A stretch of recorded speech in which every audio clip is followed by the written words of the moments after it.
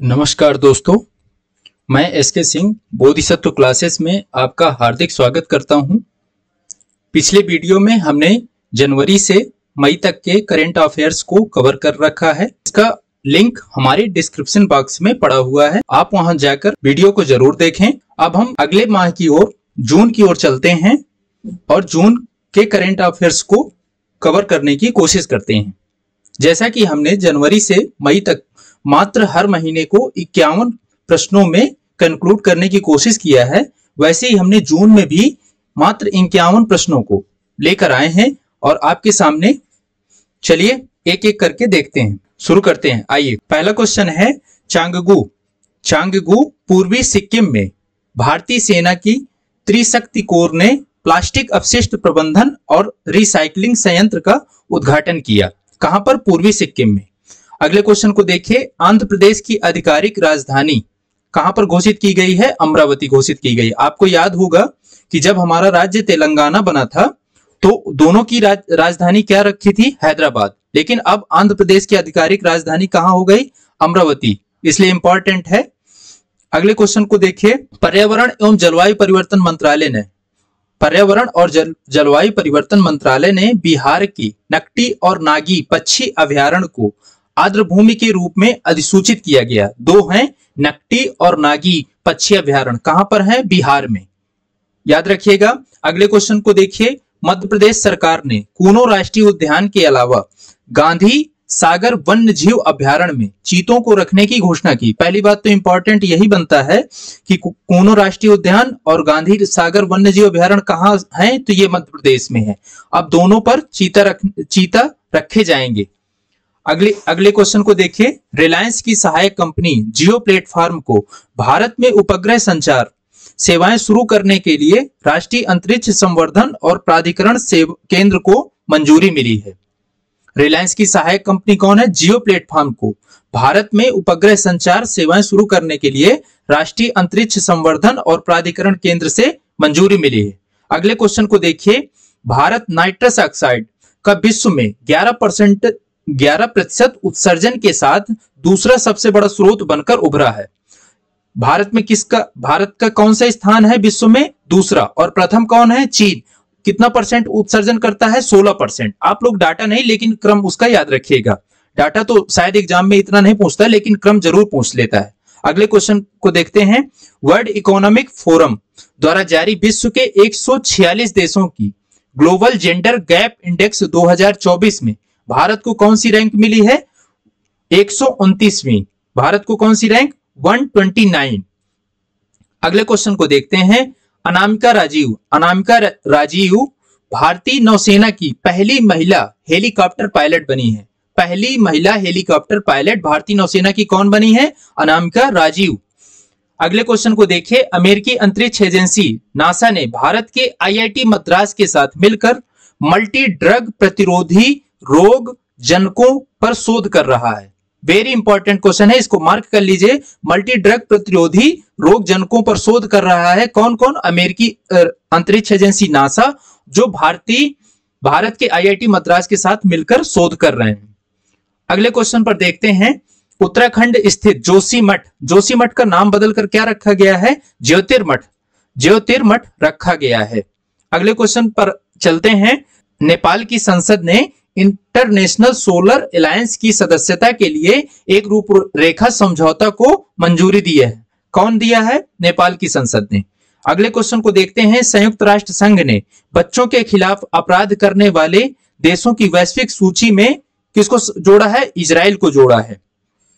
अगले क्वेश्चन पर चलते हैं, मलावी के उपराष्ट्रपति, उनका क्या नाम है? उनका नाम है सौलोस चिलिमा। क्या नाम है? सौलोस चिलिमा का विमान दुर्घटना में उनकी मृत्यु हो गई है। वो कहां के उपराष्ट्रपति हैं? वो थे मलावी के। अगले क्वेश्चन को देखते हैं, अर्मेनिया रूस के नेतृत्व वाले सुरक्षा ब्लॉक सामूहिक सुरक्षा संधि संगठन से अलग होने की घोषणा की। ये वेरी इंपॉर्टेंट क्वेश्चन है, क्योंकि पूछ लेगा कि सुरक्षा ब्लॉक सामूहिक सुरक्षा संधि संगठन से अलग होने की किसने घोषणा की? तो वो है आपका अर्मेनिया। अगले क्वेश्चन को देखते हैं, नासा के अंतरिक्ष अन्वेषण मिशन आर्टेमिस समझौते पर पेरू और स्लोवाकिया ने हस्ताक्षर किया। किसने किसने हस्ताक्षर किया? दो देश हैं, पेरू और स्लोवाकिया।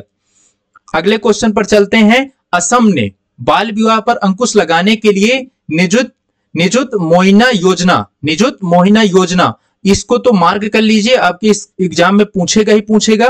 कई प्रकार से क्वेश्चन बना सकता है। एक तो पूछ सकता है निजुत मोहिना योजना कहां से संबंधित है, तो असम से संबंधित है।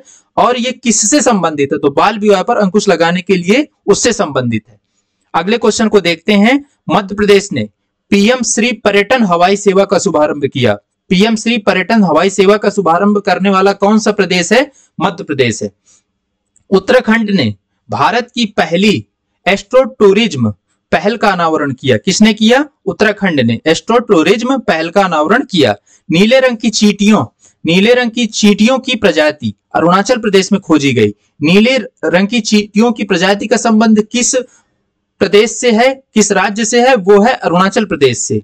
ग्रीन डे के वेटर न्यूट्रिशन ब्रांड की ब्रांड एम्बेसडर कौन बनी है? ये है पीवी सिंधु। दुनिया का सबसे ऊंचा steel arch rail bridge Chenab bridge जो जम्मू कश्मीर में है, भारतीय रेलवे द्वारा ट्रायल रन पूरा किया गया। ये सबसे ऊंचा है। गुजरात के भुज में बने स्मृति वन भूकंप स्मृति संग्रहालय का चयन यूनेस्को प्रिक्स वर्सेल्स संग्रहालय पुरस्कार के लिए हुआ है। प्रिक्स वर्सेल्स संग्रहालय पुरस्कार के लिए हुआ है, और वो कहां पर स्थित है? वो है गुजरात में स्थित है। पृथ्वी विज्ञान मंत्रालय भारत सरकार ने मौसम संबंधी जानकारी के अद्यतन के लिए दामिनी और मेघदूत नामक दो ऐप जारी किए। कौन कौन से हैं? दामिनी और मेघदूत। अगले क्वेश्चन को देखते हैं। विश्व स्वास्थ्य संगठन ने पारंपरिक चिकित्सा अनुसंधान के लिए WHO सहयोग केंद्र के रूप में राष्ट्रीय भारतीय चिकित्सा विरासत संस्थान को नामित किया गया है। राष्ट्रीय भारतीय चिकित्सा विरासत संस्थान को नामित किया है। ये जो अगला क्वेश्चन है इसको आप मार्क कर लीजिए, आपके एग्जाम में पूछेगा ही पूछेगा। 10वां अंतरराष्ट्रीय योग महोत्सव श्रीनगर में आयोजित किया गया।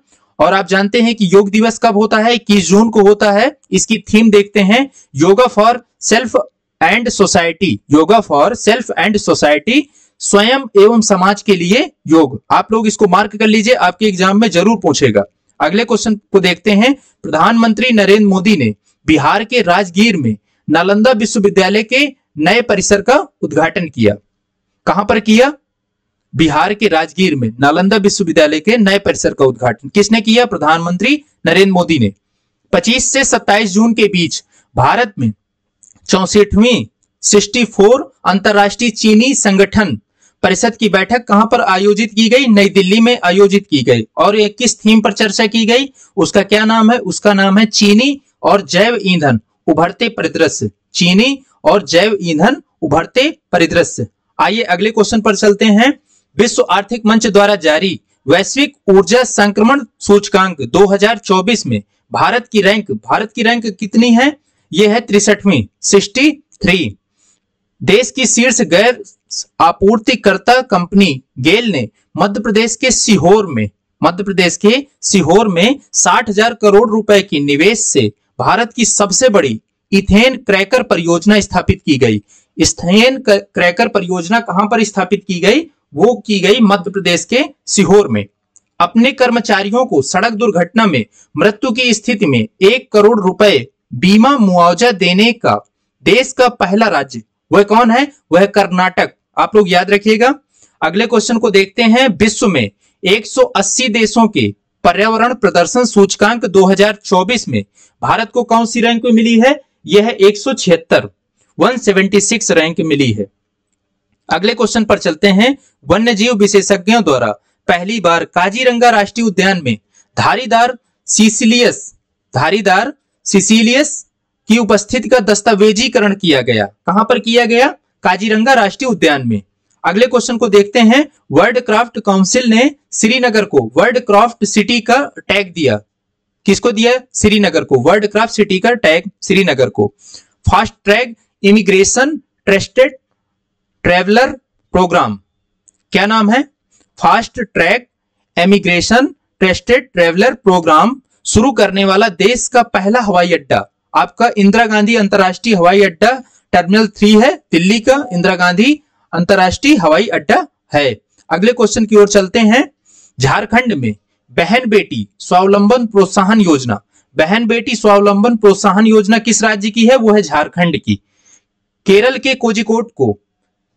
कोझिकोड को आप लोग इसको मार्क कर लीजिए, आपके एग्जाम में पूछेगा ही पूछेगा, 100% पूछेगा। केरल के कोझिकोड को यूनेस्को की सूची में भारत के पहले साहित्य शहर, सिटी ऑफ लिटरेचर के रूप में सम्मानित किया गया। किसे सम्मानित किया गया?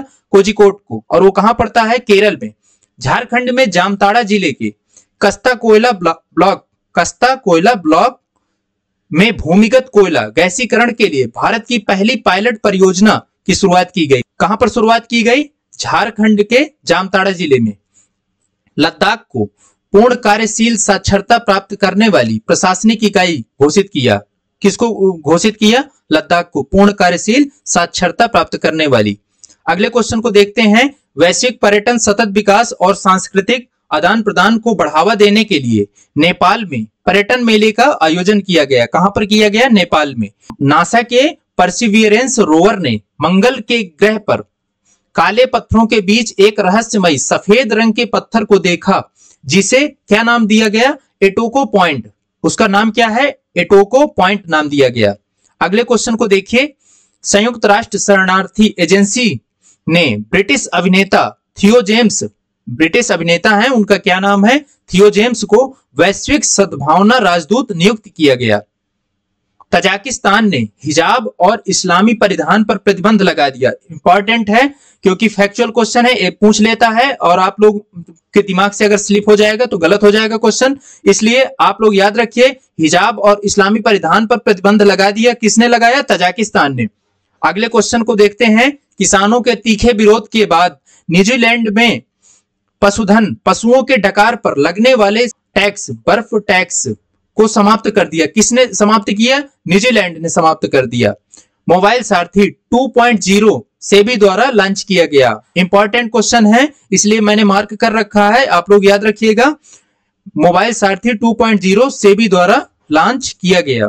फिलीपींस के न्यायालय ने गोल्डन राइस के व्यावसायिक उत्पादन पर रोक लगा दी। कहां के न्यायालय ने? फिलीपींस के न्यायालय ने। अगले क्वेश्चन को देखते हैं। भारतीय लेखिका, उनका नाम है अरुंधति राय, पेन पेंटर अवार्ड 2024 से सम्मानित किया गया। इंपॉर्टेंट क्वेश्चन है, इसको मार्क कर लीजिए, आपके एग्जाम में जरूर पूछेगा। Outlook planet sustainability summit and award 2024, outlook planet sustainability summit and awards 2024 में guard reach ship builders and engineers limited company को सस्टेनेबल गवर्नेंस चैंपियन अवार्ड से सम्मानित किया गया। अगले क्वेश्चन को देखते हैं। नवे आईसीसी T20 विश्व कप खिताब भारत ने फाइनल में दक्षिण अफ्रीका को हराकर दूसरी बार जीता। भारत ने किसको हराया? दक्षिण अफ्रीका को। आपने देखा होगा ये दूसरी बार है, पहली बार 2007 में जीती थी भारत और इस बार जीती है, आप लोग याद रखिएगा। श्रुति वोरा 3 स्टार ग्रांड प्री स्पर्धा जीतने वाली पहली भारतीय घुड़सवार बनी है। उनका क्या नाम है? श्रुति वोरा। श्रुति वोरा का संबंध किस खेल से है? घुड़सवार से। आइए देखते हैं कुछ युद्धाभ्यास। क्या नाम है? रेड फ्लैग 30 मई से 14 जून के बीच हुआ। और देखते हैं इसमें कुछ पॉइंट। इस अभ्यास में भारतीय वायुसेना की ओर से राफेल विमानों ने हिस्सा लिया। और इसमें किसने किसने भाग लिया? देखते हैं। भारत और अमेरिका ने तो भाग लिया ही, और इसके अलावा लिया इजराइल, यूएई, कनाडा और ब्रिटेन ने भी भाग लिया। सैन्य अभ्यास रिम पैक 24 देशों का सैन्य अभ्यास है और ये हुआ 25 जून से 2 अगस्त के बीच ये होगा। और इसकी जो थीम है, इसकी थीम क्या है? साझेदार, एकीकृत और तैयार हैं। साझेदार, एकीकृत और तैयार हैं। तो चलिए दोस्तों, हम इसको यहीं पर समाप्त करते हैं। आपका बहुत बहुत धन्यवाद। हमारा वीडियो अगर आपको पसंद आए तो लाइक, शेयर, सब्सक्राइब करना ना भूलिएगा और इसको अपने दोस्तों तक भी भेजिएगा ताकि उनको भी लाभ मिले और आपको भी। जय हिंद, जय भारत दोस्तों।